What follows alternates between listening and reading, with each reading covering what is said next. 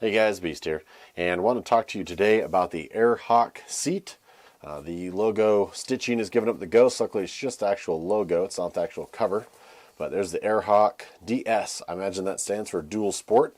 I got it because I like this specific cut, and I'll cut away here and show you what it looks like actually on the seat concept seat. All right, so we've got this fitted onto the seat concept seat. This is the commuter, so it's got a dished out piece here, so you can see how perfectly this sort of fills that space. So as you can see, the commuter style seat from Seat Concepts, this thing fits perfectly. I got this initially just for comfort. I have tried a little bit of everything. You've seen the review for the Moto Skivvies. I've tried the ATV seat cover, the $20 Walmart one, on the original seat. That did maybe help an extra 20 minutes on the road. I went to the Seat Concept seat, and I really like that. That helped out immensely. Probably added 100 miles to what my butt could do. But, you know, when I was trying to put on long miles, and I'm doing these trips all the way up to British Columbia, or all the way down to California, and I'm doing a lot of road miles, this guy was what was recommended and what's out there for right now. Now, as you can tell, the outside cover isn't the greatest. This part started coming off, and that may also just be because my right side boot comes on and off there, but maybe just didn't quite get enough stitching to cover that. That's not a big deal. I did end up losing the other strap that holds on the rear, but as you'll see here when I put it on the seat, one of the things we talked about is obviously the really poor quality cover that comes on this. So I already lost the back strap that came on, so really it just made it easier to put it right over the end here of the seat with the front strap. That meant that it would just stay on the bike. It didn't necessarily mean it would stay in place very well. So you always kind of, every time you got on and off the bike, you had to kind of settle into it and get it straightened out. Now, anytime I was going to hit any dirt, this got stowed. Simply because I was too worried that every time I got on the pegs and stood up and got back down, this thing wasn't really where I wanted it. I did have plans to either build a new cover or a case, or just add some Velcro back here just to kind of keep this in one position. But again, most of the time, if I was using this, it was going to be road warrior, and I'm doing a ton of miles on the pavement, and it wasn't really going to be in the dirt much. But there's always plenty of adventures that I do a lot of both. That's part of the reasons I got the KLR. It's 50-50. So I can do a huge amount of road miles, get all the way down to somewhere, and then just spend a whole weekend in dirt and take dirt all the way home.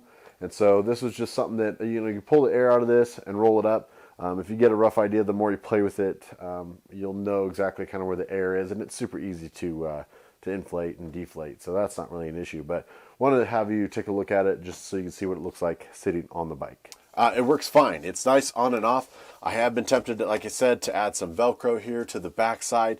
This is kind of a grippy, more rubberized coating, so it's not supposed to slide us around as much.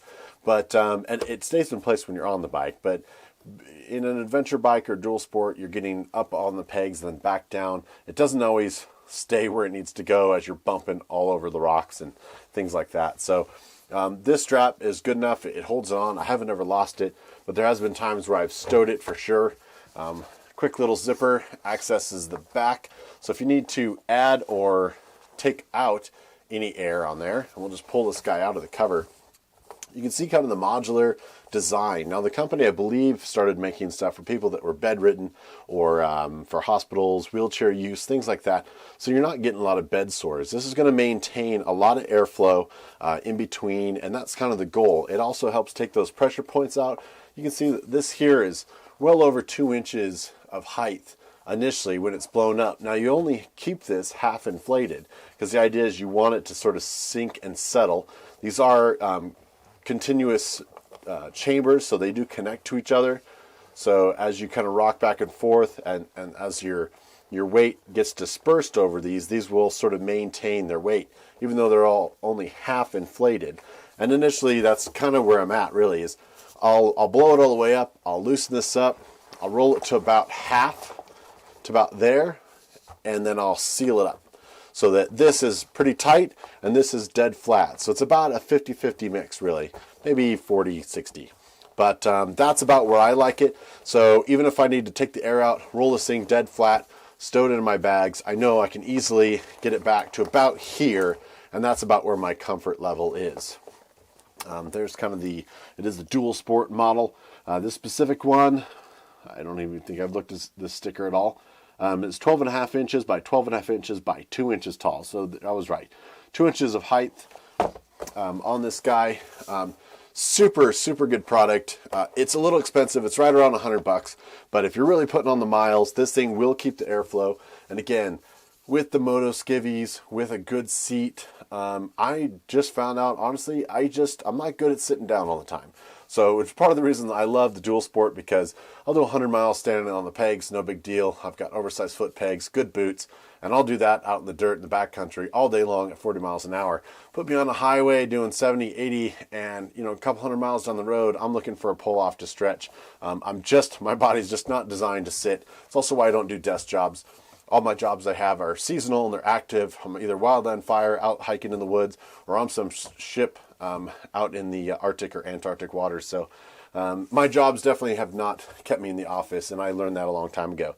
So putting miles on, even considering doing an iron butt or something like that, this is phenomenal. Now there is a slight, I wouldn't say copy, but I think there was some lawsuit issues on this. There's another company, I think Revzilla sells it right now, that they include gel in there. I haven't really taken a look at that. I already had this. I've had this for about 2 years now. So again, other than the little tag coming off on the seat, I am looking for maybe more of a permanent install on this guy. Just so it'll stay in place when I'm getting on and off. On the dual sport seat, it's quite high on the KLR, so you're always swinging your leg across, and then you got to sit there and adjust it and make it sit just right. But that's an easy fix, I think, down the road. Obviously, I haven't done it yet. Had a Hardy for a couple years now, but this is the Airhawk. This is a dual DS version with this specific cut. See what they got on there. Take a look at maybe their competitors, but I will tell you that this is held up. It's very well made, and looking forward to using it on future adventures, especially when I'm having to eat up the miles on the pavement. This has been Beast for the Airhawk seat, and I will check you guys down the road. Let me know if you have any other suggestions that I should try or you've tried that seem to work for you. I've also heard of the sheepskin, but really all that's doing is creating a lot of airflow.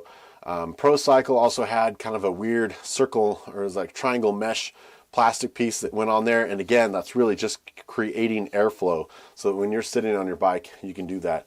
So I still recommend the Moto skivvies and a good quality seat concepts. You just can't beat the price. But if that still has not done what you needed to do, there's always stopping every few hundred miles anyway, and there's no point in really pushing it, I guess. But the comfort of this all day in the saddle is absolutely golden, and I wouldn't forget it on any long trip. It's a necessity for me for eating up the miles. Again, I've been blabbing on. Thanks for watching, guys.